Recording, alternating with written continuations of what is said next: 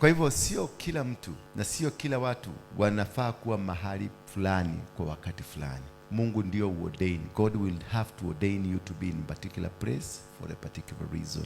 So don't, ukiona kama jana, kama juzi, last year ama leo, ama umekosa kufika kwa wakati ambao unakupendeza, si eti kwa sababu umekosea, lakini kuna glory fulani ambayo ilikuwa ipite na haukuwa part of that glory. Hallelujah.